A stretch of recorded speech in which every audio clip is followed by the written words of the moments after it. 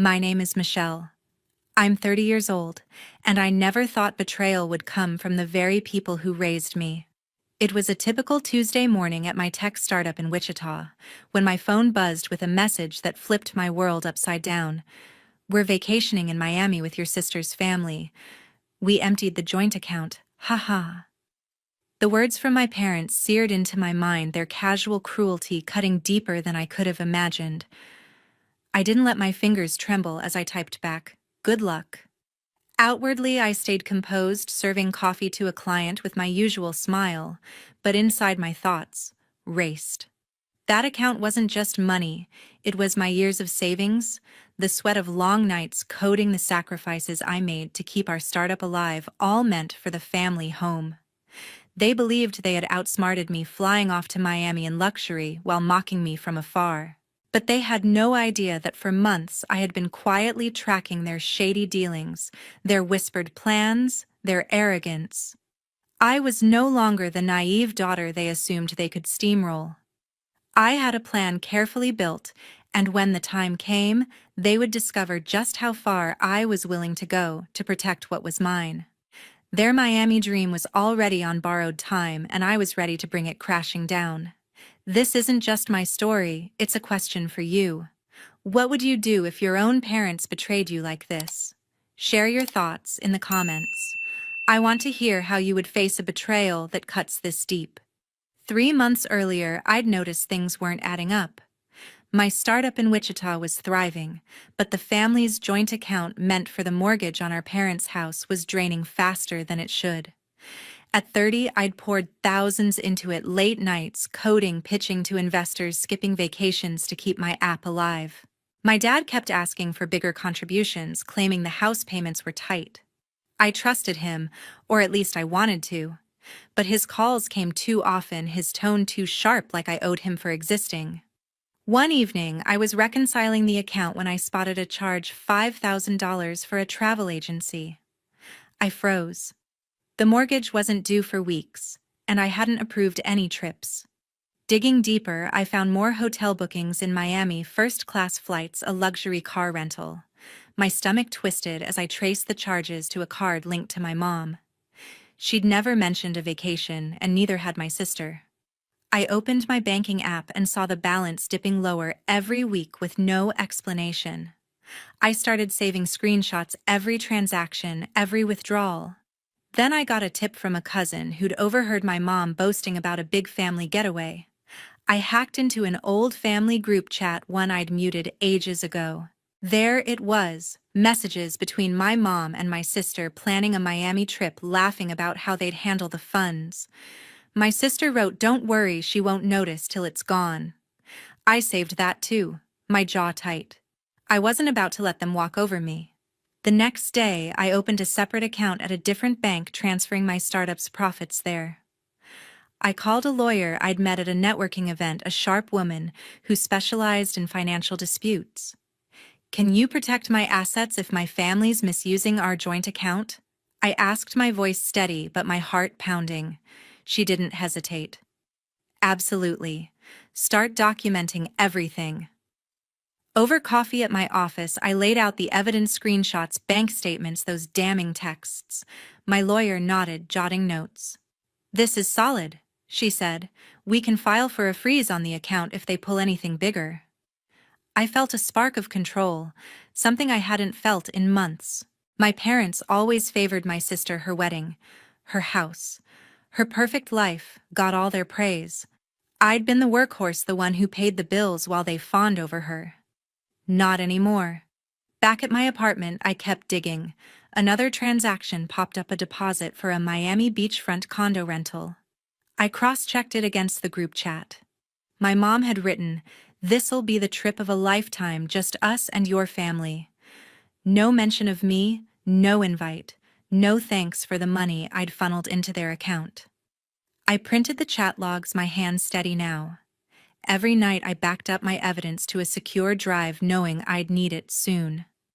My dad called one afternoon, his voice smug. "Michelle, we need another $2,000 for the house," he said, like it was routine. I played along, saying I'd check my funds, but I was done being their ATM.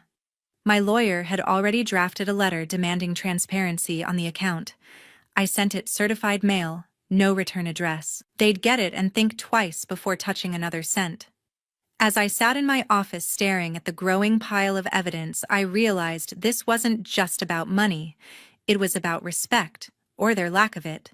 My parents thought they could use me, discard me, and laugh while doing it. My sister was complicit, basking in their favoritism.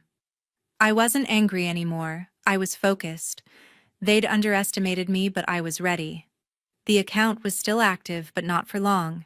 I'd make sure of that. The next morning, my phone lit up with messages from my mom, Ruth. "Michelle, you're too busy with your little app to understand real finances," she typed, her words dripping with condescension. "Leave the account to us." I stared at the screen, my coffee going cold on my desk. Her smugness wasn't new, but it hit differently now, like a challenge I was ready to meet. I didn't reply. Instead, I logged into the bank's website and found the credit card tied to our joint account, the one they'd used for their Miami bookings. With a few clicks, I reported it as compromised and canceled it, cutting off their access to flights and hotels. By noon, my phone buzzed again. My dad, Thomas, this time furious. "What did you do?" "We're stuck at the airport."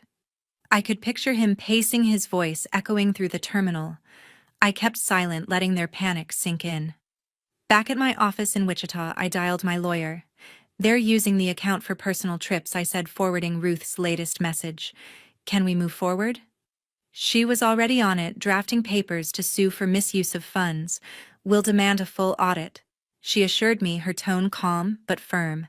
I sent her the screenshots I'd saved, every transaction, every text proving their betrayal. The joint account was supposed to keep the family home afloat, not fund their getaway. My lawyer warned it could get messy, but I was past caring. They'd crossed a line and I wasn't backing down. Around 3, Holly called, her voice sharp and accusing. "Michelle, how dare you ruin our trip?" she snapped, spitting my name like it was an insult. I gripped my phone, keeping my tone even. "Holly, you knew they took my money." She scoffed, claiming it was family funds they were entitled to. I didn't argue. I'd already emailed the bank requesting a freeze on any further withdrawals. The manager, Mrs. Davis, confirmed it would take effect by evening, leaving Thomas and Ruth stranded with no way to book new flights. Holly's call ended with her muttering about my selfishness, but I caught a hint of worry in her voice. Good. They were starting to feel the consequences. I spent the afternoon organizing my evidence, printing bank statements and Ruth's texts. My lawyer called back saying the court could schedule an emergency hearing within days. "You've got a strong case," she said, citing the clear paper trail. I nodded, my resolve hardening. Ruth's messages kept coming, each one bolder, mocking my work ethic, my obsession with my startup. "You'll never keep up with us," she wrote. I saved that one too, adding it to the stack. Their arrogance was fuel, pushing me to act faster. By evening, I got a call from a family friend who'd heard about the airport fiasco. Thomas had tried to book a hotel on his personal card, but it was declined, too much debt from their spending spree. I didn't smile, but I felt a quiet satisfaction. My parents thought they could outsmart me, use my savings for their joyride. Holly thought she could ride their coattails, basking in their favor. But I'd flipped the script. The bank freeze was just the start. My lawyer was preparing a formal complaint detailing every unauthorized withdrawal. I sat at my desk staring at the evidence pile, my heart steady. They'd underestimated me, but the courthouse would set things straight. Their dream vacation was unraveling, and I was just getting started. By noon, Holly, my sister's husband Robert, called me, his voice sharp. "Michelle, you've gone too far canceling those cards," he barked, barely letting me get a word in. "You're ruining our family's vacation." I leaned back in my office chair in Wichita, my laptop open to a spreadsheet of new client contracts. His anger didn't faze me. I'd seen Holly's latest social media post, a photo of her sipping a cocktail on a Miami balcony captioned, "Living our best life, no thanks to haters." The post had dozens of likes from her friends, but I noticed a few comments questioning where the money came from. I smirked knowing the truth was about to catch up. I kept my tone calm. "Robert, you know the account was for the family house, not your beach getaway." He sputtered, claiming it was shared money for everyone's benefit. Then Holly jumped in, her voice shrill through the speaker. "Michelle, you're just jealous of our happiness," she snapped, spitting my name like it was poison. I didn't flinch. "Holly, I have proof your parents took my savings without asking." I said, my words deliberate. I emailed them a screenshot Ruth's text from the group chat bragging about the Miami plans. There was a long pause. Then Holly muttered, "That's not what it looks like." But her voice wavered. She knew I had them cornered. By evening, the story was spreading. A coworker had overheard my call and mentioned it to a friend who shared it in a local Wichita group chat. Soon, messages poured in from old classmates and neighbors. "Is it true your parents drained your account?" one asked. Another sent, "You don't deserve this, Michelle." I didn't respond, but the support felt like armor. A family friend texted saying she'd seen Holly's post and thought it was tacky given the circumstances. The tide was turning, and I hadn't even said a word publicly. I focused on my startup instead. A major client, Mrs. Carter, had just signed a contract for my app to streamline her bakery's orders. She called that afternoon excited about the demo I'd sent. "This is going to save us thousands," she said, her voice warm. I smiled, jotting down her feedback while checking my email. Another client wanted a meeting, impressed by my recent pitch at a tech fair. My company was gaining traction despite the family chaos. I worked late tweaking code and answering emails, determined to keep my business on track. Holly didn't let up. She posted another photo that night, a sunset over the ocean with a caption about family sticking together. I scrolled through the comments and saw one from a mutual acquaintance. "Didn't you use your sister's money for this?" Holly's reply was vague, claiming misunderstandings. I saved the screenshot, adding it to my evidence folder. My lawyer had warned me to keep everything, and I wasn't taking chances. I emailed her the new post along with a note they're doubling down. She replied quickly, saying it strengthened our case for the upcoming hearing. The next morning, a neighbor stopped by my office with coffee, saying she'd heard about the Miami mess through the grapevine. "People are talking," she said, shaking her head. "Your parents always bragged about Holly's perfect life, but this is low." I nodded, keeping my thoughts private. The community's whispers were growing louder, and I knew Thomas and Ruth were feeling the heat. A cousin texted asking if I was okay, saying Holly had called her, trying to spin the story. I didn't reply, but I felt the momentum shifting. My parents and Holly thought they could paint me as the villain, but the truth was slipping out. I kept working, signing another client by noon, a local gym wanting my app for membership tracking. My team was buzzing, unaware of the family drama but energized by our growth. I sat at my desk staring at Holly's latest post, her smug smile fueling my focus. They thought they could shame me into silence, but I was building something bigger than their lies. The community's support was a bonus, but my real strength came from knowing I'd outsmarted them. The hearing was days away, and I was ready to lay it all bare. That evening, I met my best friend Wendy at a diner to clear my head. The neon lights buzzed softly as we slid into a booth, and I spilled everything: Holly's accusations, Robert's angry call, the community whispers. Wendy leaned forward, her eyes fierce. "Michelle, you're stronger than they think," she said, squeezing my hand. "Don't let them drag you down." Her words hit like a lifeline. I'd been carrying the weight of my family's betrayal alone, but Wendy's fire reminded me I wasn't. She pushed a plate of fries my way, insisting I eat something. "You're going to win this," she added, her voice steady. I nodded, feeling a spark of resolve reignite. Later that night, my phone rang. It was my Aunt Patricia, Ruth's younger sister. "Michelle, what's this about you causing trouble for Ruth?" she asked, her tone sharp but cautious. I took a breath and forwarded her the group chat screenshot: Ruth planning the Miami trip with Holly, laughing about using my money. There was a long silence. I didn't know, Patricia said finally, her voice softer. Ruth said it was all agreed upon. I could hear the doubt creeping in. Pat.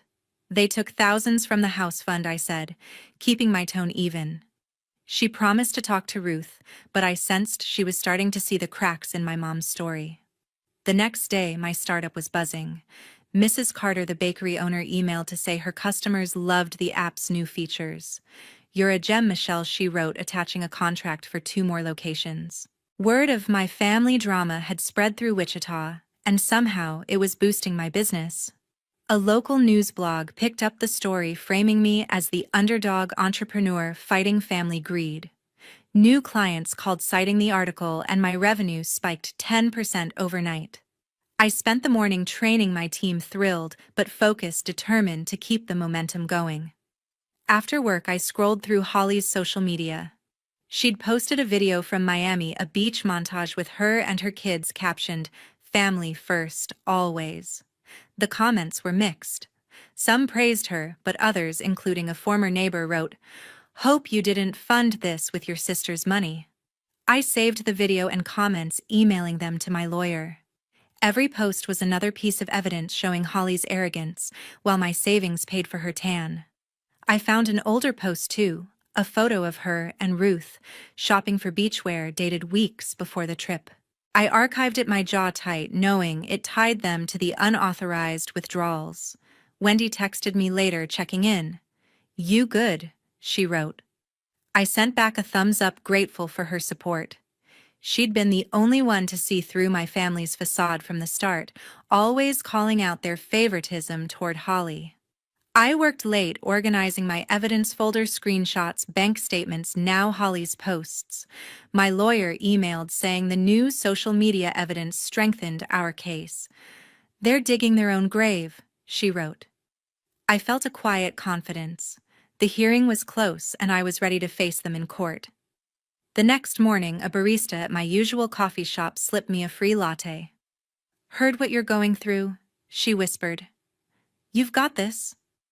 I smiled, surprised by the kindness.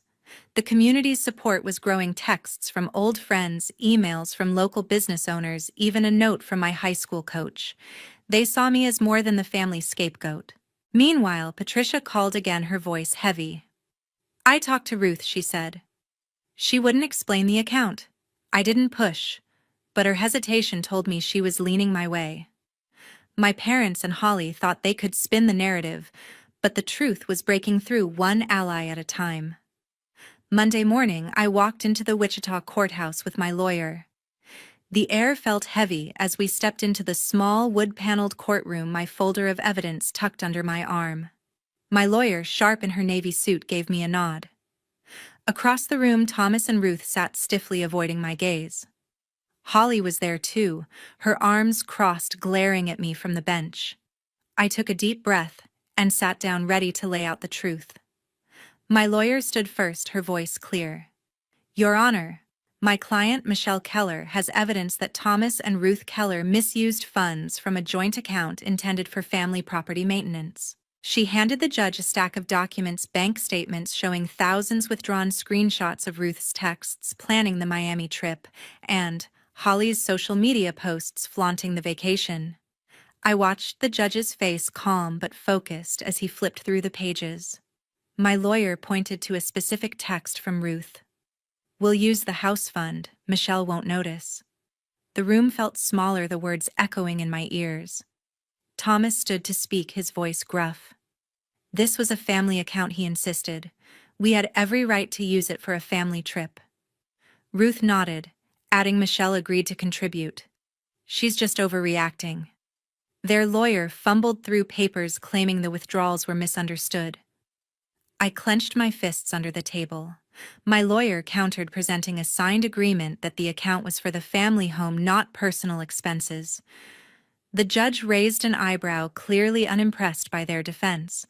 Holly couldn't stay quiet. She stood, her voice sharp. "Michelle's just trying to tear us apart," she snapped, pointing at me. "She's always been jealous of our family." The judge banged his gavel, warning her to sit. I met her glare, my heart steady. "Holly, you knew they took my savings." I said, my voice calm but firm. The courtroom hushed. My lawyer slid another document to the judge. Holly's beach video captioned with boasts about their family first vacation. The judge's expression hardened as he read the comments, questioning the money's source. The hearing stretched on with my lawyer dismantling their excuses. She showed a timeline of withdrawals, each matching dates of their Miami bookings. Thomas tried to interrupt, claiming it was for the family's benefit, but the judge cut him off. Mr. Keller, the evidence suggests, otherwise, he said, his tone final.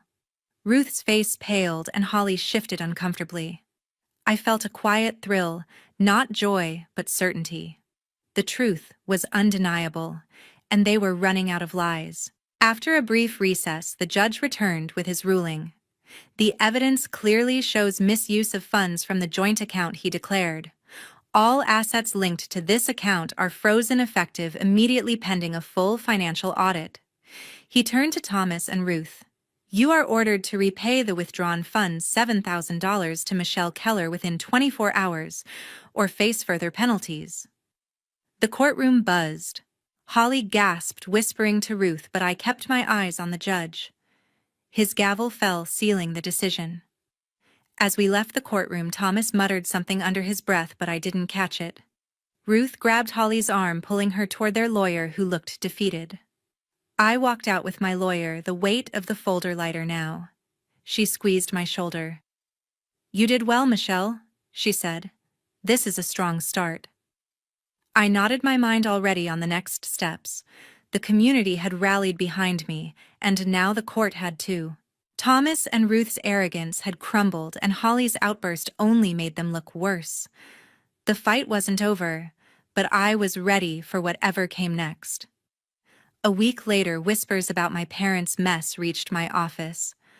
I overheard my team murmuring about a for sale sign on Thomas's prized vintage car parked outside their house. A neighbor texted me a photo of the sign, adding, "They're scrambling." I sat at my desk staring at the image. Thomas and Ruth had sold Ruth's diamond necklace too, according to a local jeweler's gossip. The court's order to repay $7,000 had hit them hard. Their reputation, once polished in Wichita's social circles, was unraveling. Friends who once admired their lavish dinners now whispered about their greed at community gatherings. Holly and Robert weren't faring much better. A client of my startup who knew Robert's real estate firm mentioned he'd lost a major deal. No one trusts him after the court thing, she said over coffee. Holly had stopped posting on social media, her usual stream of perfect family photos gone silent. I heard from a cousin that their mortgage payments were late, their lifestyle crumbling under the weight of their own choices.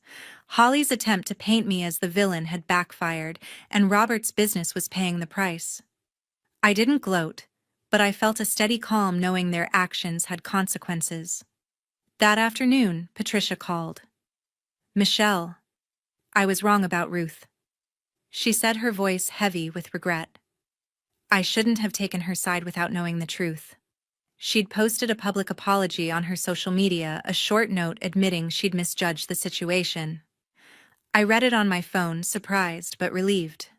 "Pat, I appreciate that," I replied, keeping my tone neutral. Her words didn't erase the hurt, but they were a step toward justice.